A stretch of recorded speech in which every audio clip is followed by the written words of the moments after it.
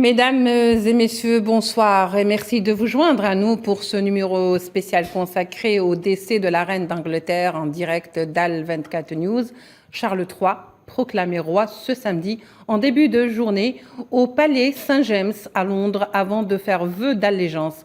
Il sera intronisé dans les jours qui suivent dans une cérémonie officielle royale en attendant de passer les 10 jours de deuil. Pour nous, ce soir, donc, il s'agira de savoir ou de tenter du moins de comprendre comment les événements vont se dérouler désormais et de quelle manière surtout fonctionnera la monarchie sans la reine-mère. Des questions en relation également avec les pays du Commonwealth et certains pays africains. Le roi empruntera-t-il le pas de sa mère, la reine, comme le veut la tradition de la famille royale stricte, ou optera-t-il pour un assouplissement de certaines règles pour alléger le protocole royal? Se joint à nous pour nous en parler ce soir le débat avec Monsieur Koya, prince, docteur et chercheur en sciences politiques. Il est avec nous depuis Skype, depuis Paris par Skype.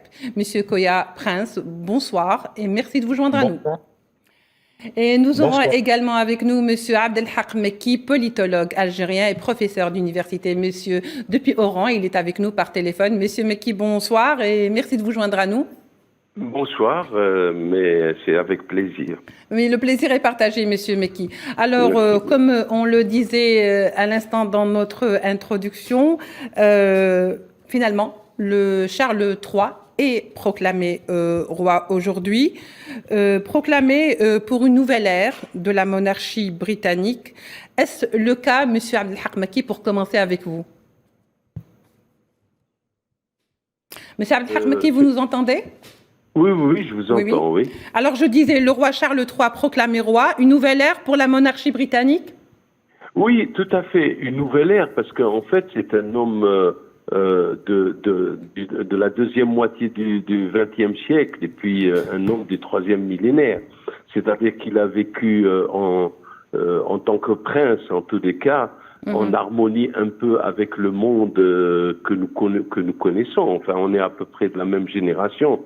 C'est-à-dire qu'il a connu la monde des yéyés, etc. Donc, il a un esprit moins rigide que le fut, par exemple, le début du siècle où les monarques devaient avoir des attitudes un peu plus raides. Mais il a été aussi confronté aux grandes difficultés, aux grands problèmes de la fin du XXe siècle et du début du XXIe. Donc c'est quelqu'un qui est de son temps, qui évidemment doit gérer toutes ces opinions qu'il a pu avoir, toutes ces pensées qu'il a pu avoir aujourd'hui dans le cadre justement de la monarchie, c'est-à-dire en tant que successeur dans un royaume. Et là, donc, il y a des principes et des règles qu'il faut respecter, et je pense qu'il va le faire parce qu'en fait, on ne doit pas oublier, en fait, c'est l'homme politique le plus ancien dans l'histoire. Même, je pense, même dans l'humanité, ça fait 70 ans qu'il fait de la politique, c'est-à-dire depuis son jeune âge, depuis l'enfance pratiquement. Donc, déjà au niveau, par exemple, britannique, aujourd'hui, c'est un vieil homme politique par rapport à à tous les lords et tous les responsables politiques actuels en Grande-Bretagne. Donc, il a une grande expérience politique qu'il a, en tous les cas, largement bonifié justement par les rencontres qu'il pouvait avoir avec facilité avec les dirigeants. Mais il a été un jeune homme un peu étourdi, un peu de son temps, quoi, je veux dire. Donc, quand on a hippie un moment où, quand on a fréquenté le mouvement hippie, on a une incidence dans la vision des choses et dans la vision des situations dans le monde. Par exemple, je pense l'un des aspects le plus positif qu'il va avoir, c'est avec le Commonwealth, justement.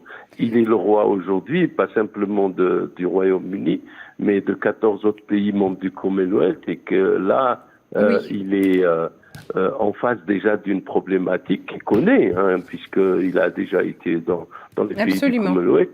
C'est celle de certains États comme le Canada, qui veulent justement avoir leur indépendance et ne plus dépendre de la monarchie britannique. Très bien. Donc, voilà. Alors, oui, très bien, monsieur, mais qui d'ailleurs, ce sont des sujets que vous avez abordés, sur lesquels que nous allons aborder tout au long de cette émission avec vous. Monsieur Prince Koya, je me tourne vers vous. Alors, une page vient d'être tournée, ou juste une grande parenthèse qui se ferme selon vous, si bien sûr le monarque fait dans la continuité?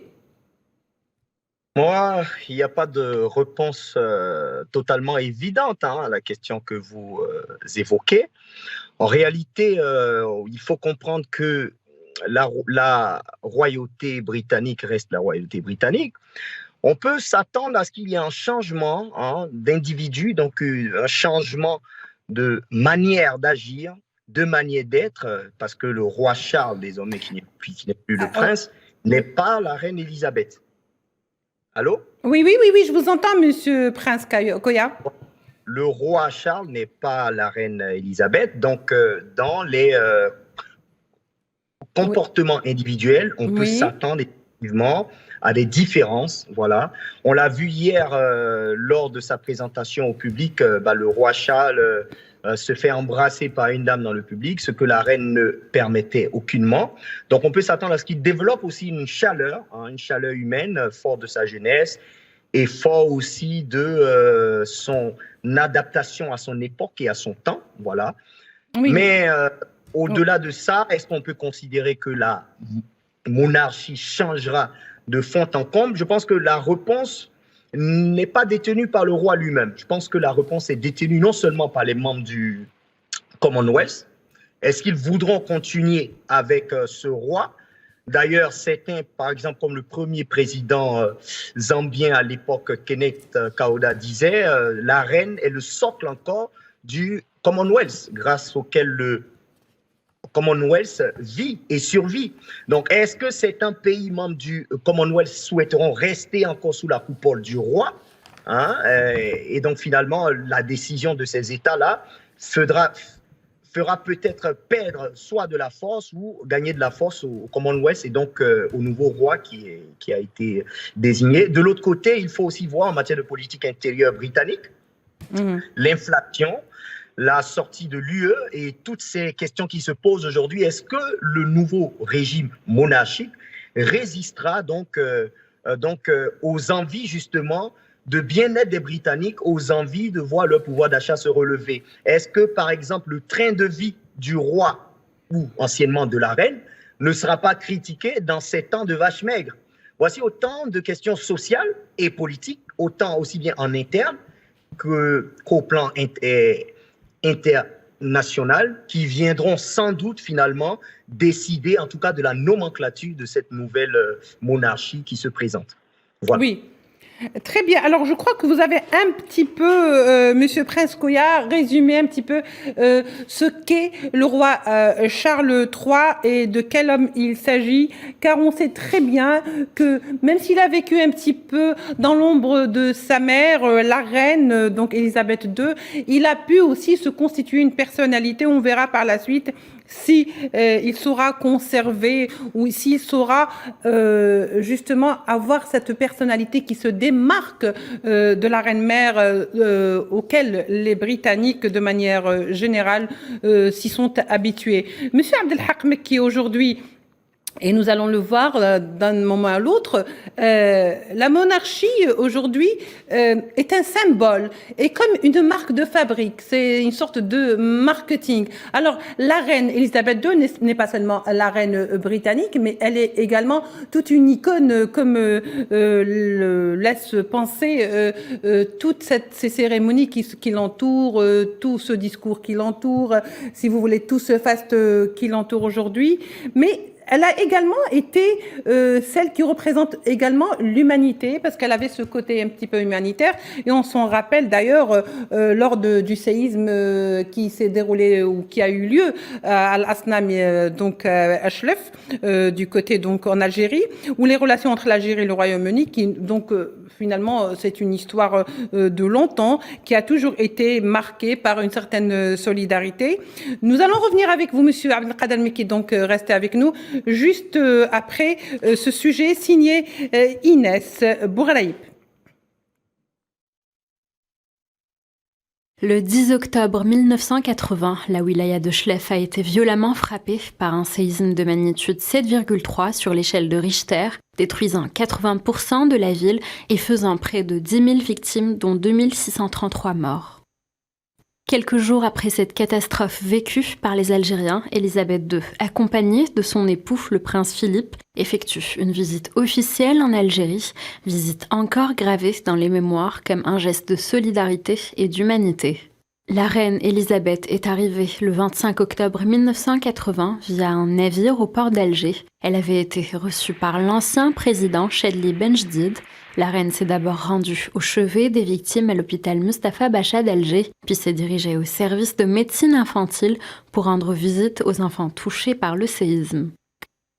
Quant au défunt prince Philippe, il a également effectué une visite de solidarité via un navire privé amarré dans le port de Tness, à l'ouest d'Alger. Il s'est rendu au chevet des sinistrés du tremblement de terre et a présenté ses condoléances. La visite de la reine britannique et de son défunt époux à l'époque ne se limitait pas au seul plan de la solidarité, mais elle était également destinée à mieux connaître l'Algérie et son histoire, puisque le couple royal s'est aussi rendu aux vestiges romains de Tipaza.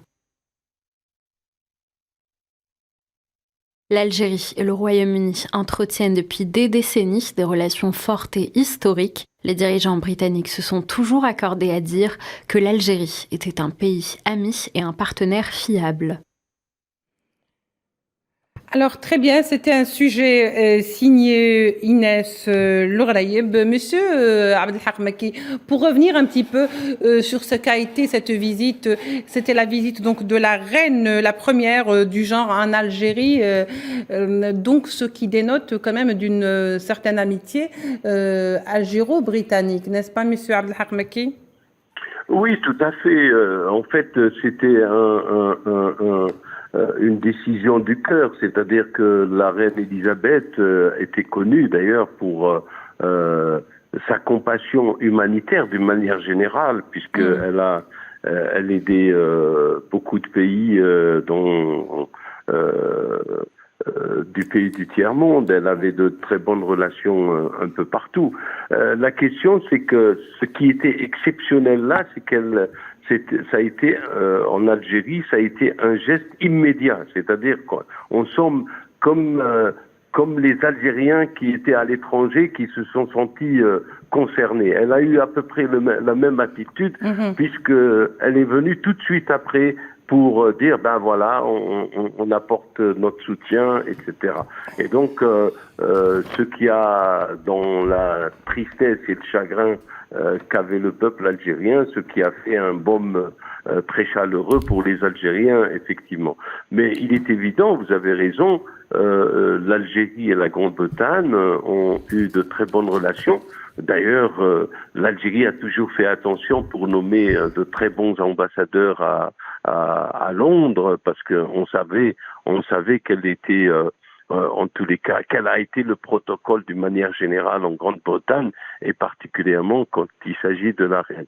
Et donc, elle fut, comme elle a été témoin de beaucoup de bouleversements dans le monde, donc elle a suivi très attentivement ce qui se passait en Algérie à partir de 54, et donc sans vouloir peut-être prendre des positions publiques, mais en tous les cas, ça faisait partie, en tous les cas, de l'observation presque quotidienne des événements qui s'y déroulent. On laisse, en tous les cas, entendre que très souvent, elle a posé des questions à des gens qui étaient du FLN pour avoir plus de précision, etc. à l'époque. Oui.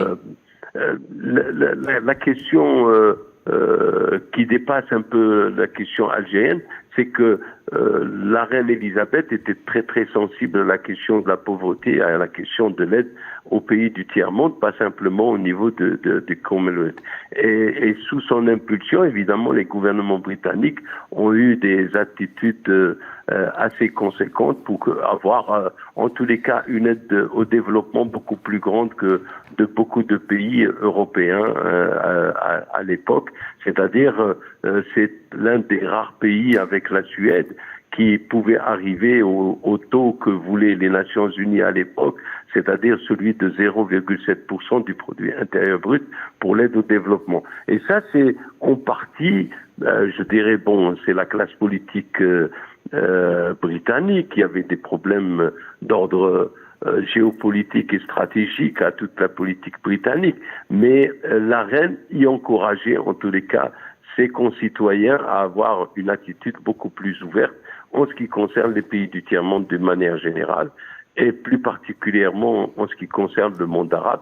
N'oublions pas, les pays arabes comme les Émirats arabes unis, le Koweït, etc., n'ont eu leur indépendance britannique que dans les années 70, la fin des années 60 en tous les cas, pour certains, 68 plus précisément. Donc il est clair qu'elle avait déjà, dans le cadre des monarchies existantes ou qui allaient s'affirmer dans le Moyen-Orient, ou même celle de l'Égypte, etc., elle avait déjà des relations plutôt monarchiques qui lui permettaient aussi d'exprimer un peu plus sa solidarité. Et donc, avec l'Algérie, ça a été une logique d'information qu'on devait, en tous les cas, à la monarque, pour pouvoir avoir une idée de ce qui se passait réellement et d'agir. Donc la Grande-Bretagne a soutenu l'Algérie pendant la guerre de libération nationale, non pas militairement, mais en tous les cas par l'acceptation de réfugiés. La Grande-Bretagne est connue puisqu'elle a admis le général de Gaulle comme un réfugié. Il ne faut pas l'oublier. Alors, voilà. Très bien, Monsieur Mekki, je crois que le message est passé. Le roi Charles III a tenu plusieurs audiences et réunions juste après sa proclamation, selon le Guardian. Il y a eu à s'entretenir aussi, comme le veut la tradition, avec l'archevêque de Canterbury, Justin Welby, la première ministre Liz Truss et le chef des travaillistes, Keir Starmer. C'est d'usage où le roi Charles III est déjà et d'emblée dans sa fonction, Monsieur Prince Koya? Oui, évidemment, le roi est dans sa fonction. Il est en quelque sorte l'autorité politique suprême, même si le pouvoir exécutif, c'est-à-dire celui de gouverner, lui est enlevé un tant soit peu et remis donc entre les mains du Premier ministre et de la Chambre des communes, on le sait, mais la promulgation, par exemple, des lois passe par lui. C'est lui qui promulgue les lois, comme le ferait un président, par exemple, dans un système républicain. Le roi garde aussi une grosse autorité morale et politique sur le Premier ministre. Vous savez, par exemple, que chaque semaine, le Premier ministre va s'entretenir avec le roi, précédemment la reine, pour s'enquérir, par exemple, de la sagesse du roi, parce que le roi est censé savoir beaucoup, il a traversé les époques, il est le symbole même de la puissance et de l'autorité britannique. Donc, on va s'enquérir donc des nouvelles du roi, on va prendre ses avis aussi sur la manière de gouverner, et cela se fait généralement chaque semaine. Et donc, le Premier ministre n'est peut-être pas subordonné au roi, mais il lui est imposé d'aller prendre les avis du roi, les conseils du roi, et d'aviser le roi pour toute politique publique que, par exemple, le gouvernement entend mener. De la même manière également, le roi doit être consulté. C'est normal pour tout ce qui est question de politique étrangère. Vous connaissez bien la mallette rouge qui était apportée à la reine chaque jour pour l'informer, par exemple, des relations diplomatiques, mais aussi des relations internationales que la Grande-Bretagne entretiendrait avec d'autres États ou avec d'autres acteurs non étatiques à l'étranger, afin qu'effectivement le roi puisse toujours avoir donc son mot à dire sur les instructions donc de politique étrangère du Royaume-Uni. Cela étant dit, en matière de politique intérieure, donc le roi a encore sa place. On a pour habitude de se moquer un tant soit peu du roi ou de la reine en disant que bon, tel ou tel a les attributs de la reine d'Angleterre, mais pour autant, le roi ou la reine d'Angleterre ne sont pas dépouillés de pouvoir, seulement qu'on a voulu avoir une séparation à l'ère moderne, une séparation assez claire entre pouvoir exécutif pratique, donc le chef de gouvernement qui est le Premier ministre, et pouvoir culturel et religieux qui est le roi. Et pour parler de pouvoir religieux, il faut savoir aussi que la Grande-Bretagne est un pays officiellement catholique, hein, comme peuvent l'être certains pays déclarés aussi officiellement islamiques. Hein, parce qu'on ne le dit pas assez. Parce que la communauté musulmane, oui. Exactement, parce que le roi en Grande-Bretagne est le commandeur des croyants également. Pourquoi? Parce qu'effectivement, c'est le roi qui nomme les grands évêques de l'Église anglicane sous effectivement proposition du clergé britannique. Donc, il garde non seulement une autorité morale, une autorité politique, mais aussi une autorité religieuse. Et parlant d'autorité politique, il faut mettre l'accent aussi sur son rôle diplomatique. C'est-à-dire que le roi n'est peut-être pas le chef du gouvernement britannique, même s'il en est l'autorité politique suprême, mais le roi est aussi l'empereur. On ne dit pas, on dit le chef, mais il reste l'empereur du Commonwealth. Donc, il faut savoir ce que c'est que le Commonwealth également. C'est le signe de la gloire impériale post-coloniale de la Grande-Bretagne. Il faut se rappeler qu'à l'époque des indépendances, la Grande-Bretagne ne voulait pas perdre ses colonies, tout comme la France. Et donc, à l'instar de la France, la Grande-Bretagne va mettre un système beaucoup plus insidieux, beaucoup plus spécieux, qui était représenté par le Commonwealth of Nations. Le Commonwealth of Nations, précédemment, n'était pas le Commonwealth of Nations. Il devient Commonwealth of Nations, tel que nous le connaissons aujourd'hui, en 1949. Mais avant, il était le British Commonwealth. Et il n'y avait là-dedans que la Grande-Bretagne et ses dominions blancs. Canada, Nouvelle-Zélande, Australie, Afrique du Sud. Donc, toutes les colonies britanniques non blanches ne faisaient pas partie du Commonwealth. Pour garder l'hégémonie britannique post-coloniale, pour garder le symbole de la gloire impériale britannique, même après les indépendances, on va mettre en place la déclaration de 1949, à l'issue de laquelle l'Inde et le Pakistan vont intégrer le Commonwealth, et par la suite des États africains comme le Ghana en 1957, le Nigeria en 1960. Ils se sont faits successivement, oui, effectivement. Effectivement, tous ces États vont accéder, mais l'intégration au Commonwealth était une condition à l'indépendance. Sinon, la Grande-Bretagne mènerait la guerre de décolonisation comme elle a pu le faire, par exemple, en Rhodésie du Sud, en Rhodésie du Nord et même en Afrique du Sud avec le système apartheidiste. Donc, il faut aussi comprendre que le roi ou la reine d'Angleterre reste un empereur même à l'époque moderne, même si effectivement les signes de sa grandeur ont été un tant soit peu édulcorés. Très bien. Très bien, Monsieur Prince Koya.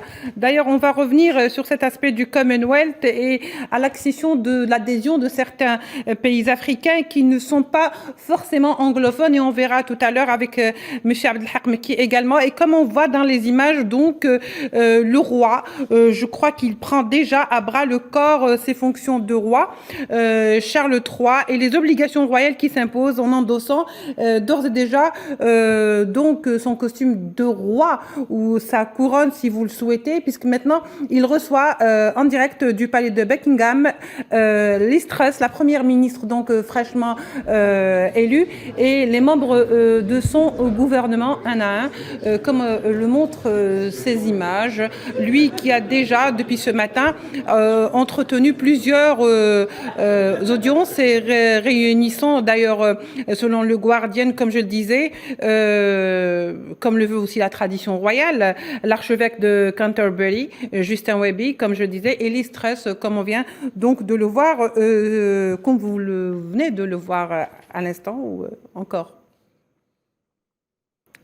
Donc voilà, c'était là le roi qui recevait les membres du gouvernement et le Premier ministre Liz Truss au palais de Buckingham Palace. Monsieur Abdelhak Maki, Monsieur Koya Prince était en train de parler justement de cet ascendant qui était donné donc à la Grande-Bretagne par le fait qu'il y a de plus en plus d'adhésion de certains pays africains à ce Commonwealth ou des anciennes colonies britanniques, mais force est de constater qu'il y a également dernièrement des pays qui sont francophones et qui ont décidé ou émis le vœu justement d'adhérer au Commonwealth. Par quoi s'explique justement ce genre de position, Monsieur Abdelhak Maki? Bon, pour ma part, je vais donner mon point de vue là-dessus. Pour ma part, bon, c'est des décisions à contresens. C'est-à-dire qu'aujourd'hui, ce que l'on sait, c'est que certains pays du Commonwealth, et non des moindres, veulent justement sortir de la tutelle, entre guillemets, de la monarchie britannique et donc devenir des nations tout entières avec des États et des chefs d'État, donc des présidents, etc. Donc il y a une situation qui n'est pas normale, me paraît-il, de cette façon-là. Oui. La question aujourd'hui, c'est le monarque Charles III est devant cette situation de retrait de certains membres du Commonwealth. Et comme je disais, non des moindres, le Canada a émis le vœu, en tous les cas, de mettre fin à ce système. Et donc, le roi Charles II, ou plutôt le prince Charles, était plus ou moins favorable puisqu'il a entamé déjà cette discussion lors de ses voyages dans le Commonwealth, puisqu'il y allait souvent. Et il semble, en tous les cas, il a déclaré juste il y a quelque temps simplement, au cours de l'année 2022, qu'en fait, il faut envisager cette possibilité aujourd'hui. Bon, je pense qu'il va y avoir des négociations là-dessus. Pour ce qui est des pays francophones, je pense que on se trompe même de monde pour ces pays-là. Oui. Parce que aujourd'hui, si certains pays africains veulent avoir totalement leur indépendance du Commonwealth, je parle des membres du Commonwealth, c'est parce que nous sommes devant un monde qui est en mouvement, qui est aujourd'hui dans un système qui va, plutôt en tous les cas, dans une situation qui risque de déboucher sur un autre système mondial, c'est-à-dire ce que la guerre russo-ukrainienne risque de nous faire déboucher sur un monde multipolaire, etc. Et je pense que les pays africains ont beaucoup plus intérêt à devenir des nations indépendantes dans un cadre d'un système multipolaire sur le plan mondial, ou même de gouvernance mondiale, pourquoi pas, hein. Oui. Ça peut être envisagé. Donc là, la question, elle me paraît complètement inadéquate, même si certains pays africains la pensent, et que, bon, peut-être que ça fait partie, comme certains pays ont considéré qu'il faut changer la langue du colonisateur par une autre langue d'un colonisateur. Il est clair que, bon, il y a aujourd'hui des mouvements anti-français qui voudraient peut-être que l'on aille vers le monde anglo-saxon. C'est clair, il y a un mouvement comme ceci à travers les pays africains, oui. Pas tous, mais certains. Et de ce fait, ça me paraît un contresens complet de ce qu'est aujourd'hui le monde et de ce que veut devenir le monde en réalité. Très bien. Monsieur Abdelhak Maki. Alors, Monsieur Prince Koya, vous venez d'entendre ce que vient de dire Monsieur Abdelhak Maki.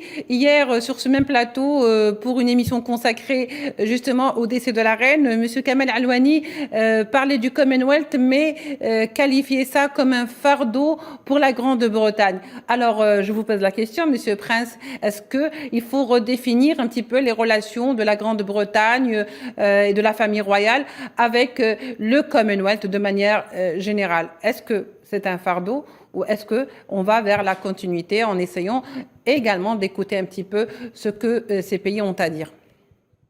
Oui, c'est une question très relative et le professeur qui s'est exprimé tout à l'heure a raison, hein, en grande partie. En matière de relations interétatiques, il faut rappeler que les États sont souverains. Donc, on ne va pas dicter aux États ce qu'ils ont à faire. C'est-à-dire que, mais il est préférable qu'un État ne compte que sur lui-même, on appelle ça donc l'autonomie stratégique, ne compte que sur son self-help. Quand on voit certains États francophones que vous avez cités, d'abord le Rwanda en 2009, puis le Togo et le Gabon en 2022 rejoindre le Commonwealth, on se pose effectivement la question de savoir pourquoi ces États le font. D'ailleurs, la tendance internationale est effectivement à se séparer des anciens hégémons coloniaux. Et là, on se trouve bizarrement dans une situation où certains souhaitent encore se mettre dans une logique de réflexe de dépendance. C'est comme ça que je l'appelle. Pour moi, c'est un réflexe de dépendance. Pourquoi ? Ce n'est pas fortuit, cette adhésion. Pourquoi ? Essentiellement pour profiter de l'aide publique au développement. Parce qu'en 2014, avec le Brexit 2016, la Grande-Bretagne était encore le 3e contributeur au budget de l'UE, environ 11 milliards. Voilà. Et donc, une fois que la Grande-Bretagne sort de l'UE, elle avait cet argent à disposition pour essayer justement de dynamiser sa diplomatie économique. Ce qui veut dire qu'elle pourrait distribuer cet argent-là à des pays, entre guillemets, qu'on appelle aujourd'hui des pays du tiers-monde, le Rwanda, le Togo, le Gabon. Donc, il y a cette appétence financière-là qui a poussé certainement ces pays à chercher à adhérer au Commonwealth.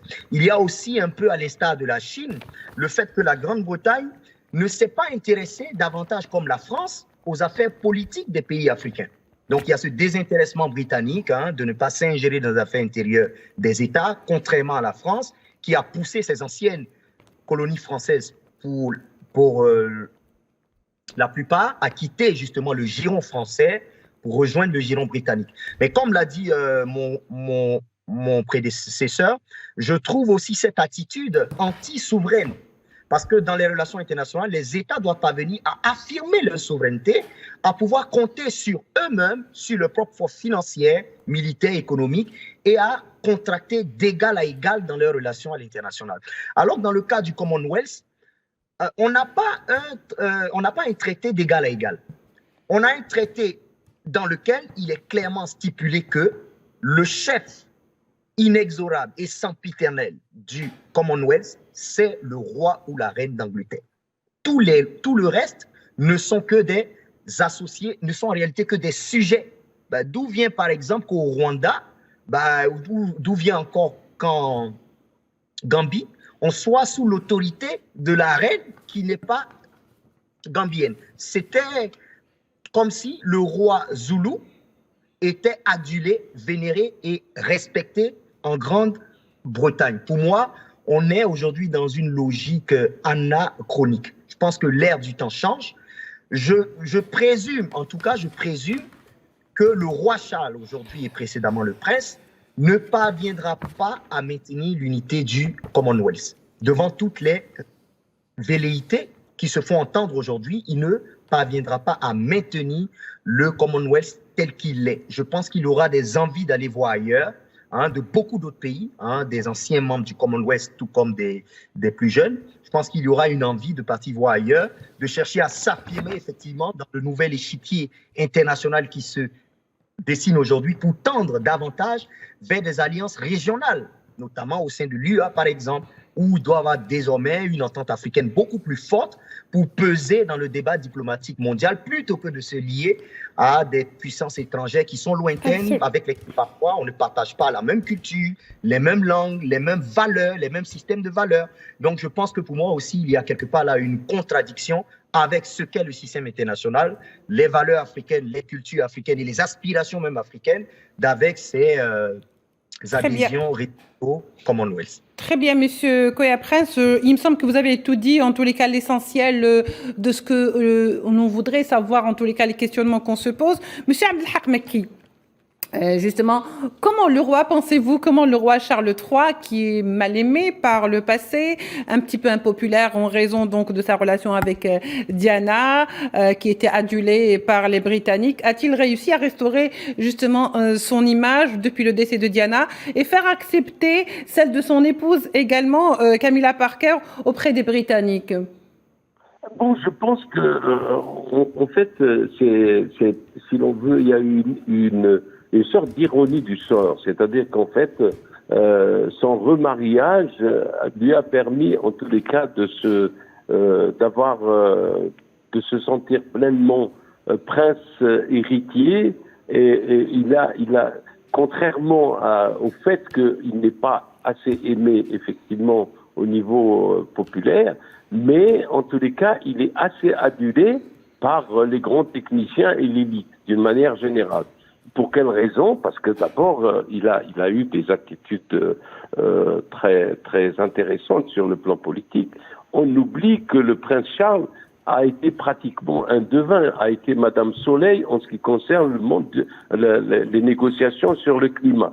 Il a été l'un des premiers dans le monde à parler justement du danger justement qui menace le monde alors qu'il était qu'un simple jeune homme. Donc sa façon de voir le monde et les événements et que je dirais son outrecuidance de pouvoir donner un avis alors qu'il était encore jeune à l'époque sur une question aussi importante. Au début, on a ri, même la génération qui l'accompagnait à l'époque riait en disant mais qu'est-ce qu'il est en train de dire? Et finalement, il a eu raison, ou le temps lui a donné raison. C'est exactement comme son projet sur l'agriculture. Aujourd'hui, on parle de la permaculture. Et donc, il est assez... Il n'est pas populaire, mais il est assez aimé en Grande-Bretagne et à travers le monde. En fait, tout le monde l'écoute aujourd'hui. Et ça, c'est une aubaine pour un homme public comme le roi Charles. Donc, il part avec ce capital-là, c'est qu'il a eu raison dans l'histoire. Il a eu raison d'avoir justement parlé de certains, par exemple, sa position sur la question palestinienne. Il s'en est exprimé avant que les présidents de république et les gouvernements non monarchiques en parlent. Et donc, il avait cette sensibilité du monde de la pauvreté, du monde du Commonwealth. Il a senti ça. Il a fait un discours en disant ce qu'on oublie également, le capital qu'a le roi Charles III, c'est le fait que le tiers-monde le voit d'un très très bon œil. Si vous voulez, la reine Elisabeth faisait partie de la mythologie du XXe siècle. Mais Charles est un homme du XXIe siècle, non seulement il parle au Commonwealth en disant on peut envisager toutes les solutions, et je pense qu'il va le faire, mais en même temps, il a voulu que ce soit également un monde multipolaire où vous imaginez aller dans les pays du Commonwealth et présenter des excuses à propos de la colonisation et avoir une attitude critique. C'est un pas assez courageux, il faut dire, M. Abdelhak Mekki. Pardon. C'est un pas assez courageux que d'autres devraient s'en inspirer. Exactement. Et que son fils, le prince héritier William, aille faire repentance pratiquement dans les pays africains. Et donc, il y a un fait que la monarchie aujourd'hui, on peut la voir d'une manière beaucoup plus sympathique, même si elle va garder sa rigidité protocolaire. Très bien. Monsieur Abdelhak Mekki, très bien. Donc, je me tourne vers vous, Monsieur Prince Koya. Aura-t-il conservé cette image, ou au moins égalé l'image de la reine très populaire, ou va-t-il jouer surtout à imposer sa propre image, donc un petit peu se démarquer de celle de la reine-mère, Monsieur Prince Koya? Oui, évidemment. Comme je l'ai dit d'entrée, on ne pourra pas conjecturer maintenant ce qu'il sera semblable à sa mère ou pas, mais de ce qu'on peut observer, Il a une personnalité singulière, qui est différente de celle de sa mère, c'est une évidence. C'est un homme aussi, avec ses aptitudes, son histoire, ses qualités humaines, ses aspirations et sa vision du monde, qui seront forcément différentes de ceux de sa mère. Donc, on ne peut pas conjecturer maintenant là qu'il prend fonction, mais en se basant sur ce qu'il a été et sur ce qu'il a évoqué précédemment, on peut effectivement voir que sur les questions climatiques, d'ailleurs, qui se posent avec acuité aujourd'hui, il sera certainement incisif, comme il a toujours été. Sur les questions également de l'effacement donc des rapports de domination entre la Grande-Bretagne et ses anciennes colonies, on peut imaginer aussi là qu'il va avoir certainement une édulcoration finalement de ces anciens rapports de domination qui étaient complètement léonins, il faut le dire. Maintenant, la vraie question que je me pose, c'est comment pourra-t-il gouverner dans cet environnement aussi bien national qu'international, devenu incertain, instable et turbulent? La vraie question se pose là. C'est-à-dire qu'il a beau afficher effectivement une sympathie, une envie de changer les choses, sera-t-il prêt, par exemple, à réduire le train de vie de la famille royale? Parce qu'après l'euphorie, il faut s'attendre à ce que les Britanniques souffrent cet hiver. Les factures sont aux portes. L'inflation est attendue entre 10 et 15%, ce qui est totalement inédit. Il y aura une grande faim, une famine, il y aura une pauvreté qui ne dit pas son nom. Le patrimoine de la famille royale est estimé aujourd'hui à 26 milliards de livres. Donc, la question qui se pose aujourd'hui, est-ce que ça sera un roi du peuple? Est-ce que c'est un roi qui va gouverner par rapport à la conjoncture? La conjoncture qui est une conjoncture de difficulté en Grande-Bretagne et, de manière générale, en Europe aujourd'hui, eu égard avec la guerre avec la Russie. Est-ce que ça sera un roi, par exemple, qui va partager les biens de la couronne, qui va contribuer, quoi qu'on dise? C'est peut-être ça les grands changements qui vont avoir lieu. Sinon, on prend des positions ou des postures, pour moi, ça ne changera pas grand-chose. Mais pour moi, est-ce qu'il sera capable de se rapprocher davantage du peuple, de sorte à même impacter la vie des populations à la base? Est-ce que cela sera possible? En matière d'environnement, et je finis sur ça, on sait très bien que BP, qui est une entreprise britannique, et Shell, ont par exemple eu à polluer beaucoup d'océans, beaucoup de mers, beaucoup de rivières dans le monde. Dans le golfe du Mexique, en Afrique, par exemple, cela a eu lieu. Est-ce que ces géants pétroliers, qui sont peut-être là aujourd'hui même la seule bouée de sauvetage pour la Grande-Bretagne, seront tancés par le nouveau roi sous prétexte d'une lutte contre le réchauffement climatique?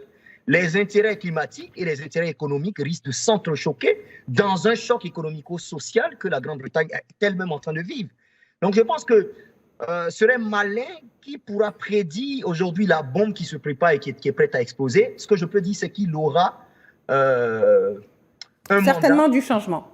qui ne sera pas du tout de tout repos. Voilà.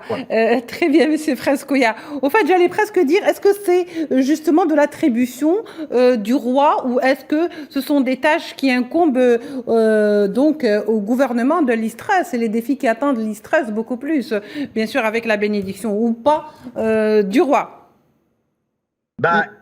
Écoutez, sachez une chose, c'est que les peuples européens actuellement ont, on va dire, la peau en ébullition. C'est-à-dire qu'on a l'hiver, on attend de voir ce qui se passe. L'inflation est insupportable. Il y a un mouvement qui était déjà en cours et qui disait les Britanniques ne paieront pas leur facture cet hiver. Vous l'avez appris. Bon, figurez-vous un instant, il est vrai que c'est Liz Truss qui met en œuvre la politique du gouvernement.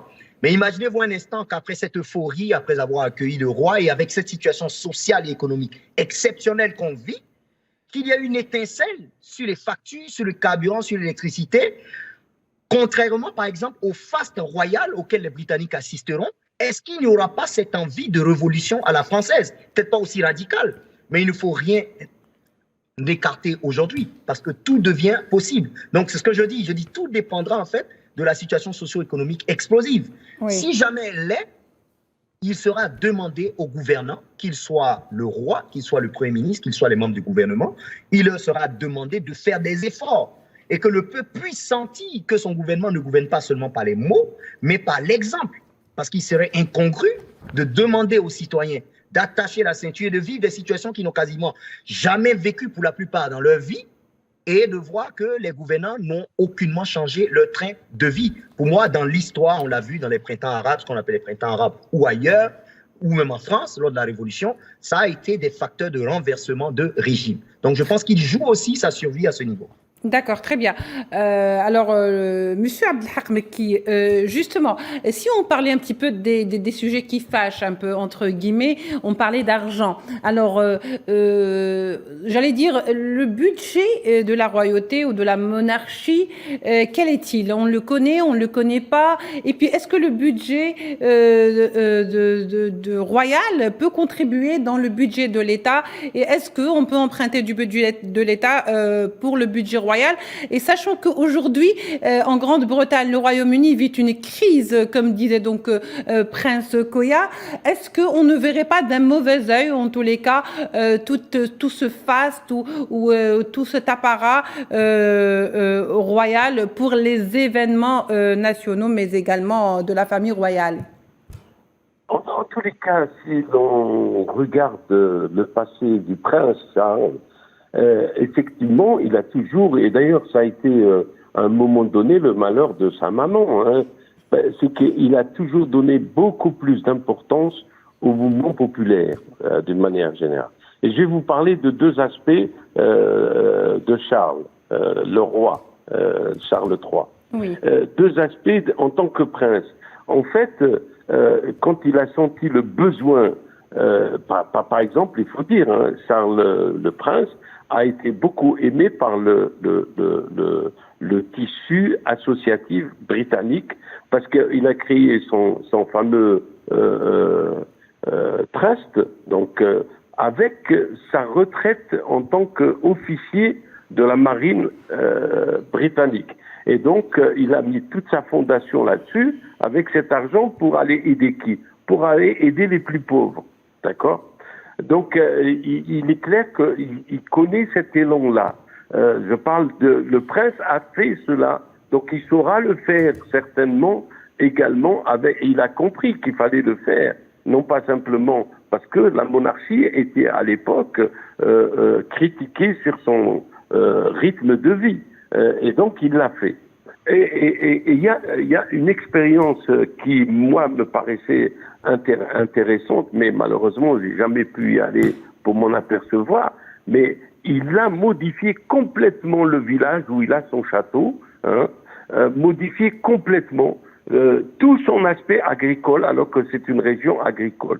C'est-à-dire qu'il lui a permis de faire de l'agriculture, en quelque sorte, hein, d'étendre ce qu'on appelle aujourd'hui la permaculture et les nouvelles techniques agricoles. C'est tout son village qui le suit. Donc il a cette expérience-là qui peut le servir pour maintenir le pays, en tous les cas, parce que n'oublions pas, la Grande-Bretagne est une île pratiquement, et donc elle sait comment vivre toute seule sans le reste du monde, d'accord ? Et donc il a cette possibilité-là. Maintenant, tout son problème, c'est que en tant que prince, il s'est préoccupé en tous les cas du gouvernement et de la politique. Si j'ai de bonnes informations, il a écrit 2400 lettres au ministère de l'Agriculture, hein, quand il fut prince. Et ça a été le cas de tous le gouvernement. Il a écrit lorsqu'il fallait écrire, pas en intervenant dans les lieux publics, etc. Et donc,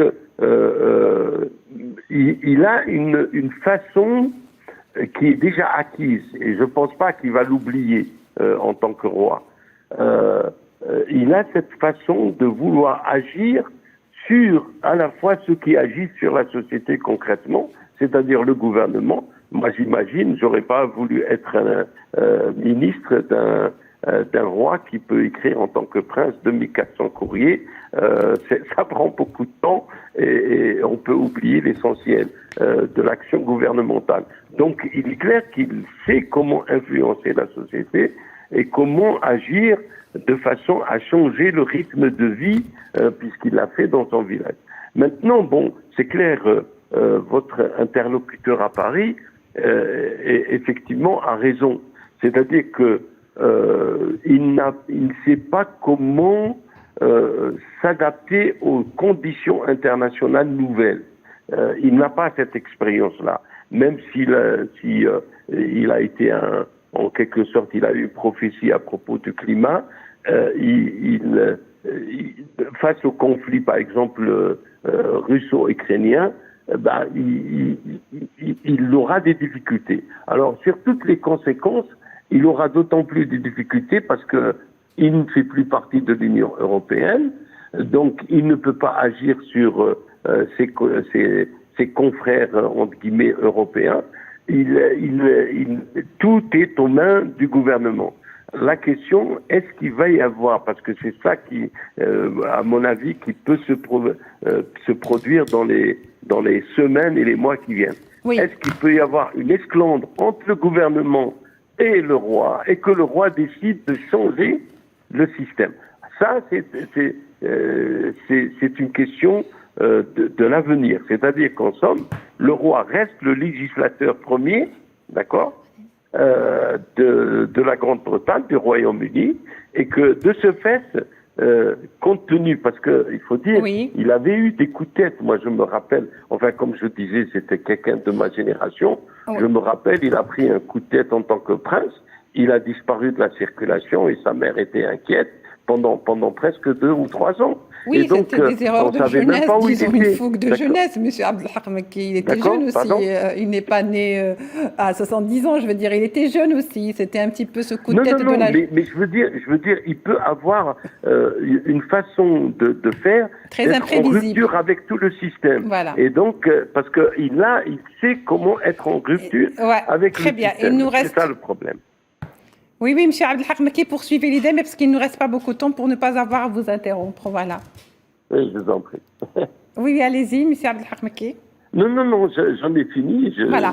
Alors, je vais donner le dernier mot à notre ami Prince Koya, oui, pour pouvoir conclure. Oui, la monarchie a coûté, par exemple, cette année, environ 102 millions de livres sterling à la Grande-Bretagne. Donc, oui, alors juste très brièvement, je vous demanderai d'être très bref, Monsieur Prince Koya. Voilà. Donc malgré les bonnes attitudes que va montrer le roi Charles, désormais roi, comme je l'ai dit, il faudra manier les finances royales avec sagesse, avec intelligence et ne pas être très bien. Voilà. Merci beaucoup, Monsieur Prince Koya. Merci également à vous, Monsieur Abdelhak Makki, d'avoir pu vous joindre à nous et de nous avoir enrichis dans ce débat. Merci, mesdames et messieurs, de nous avoir prêté attention.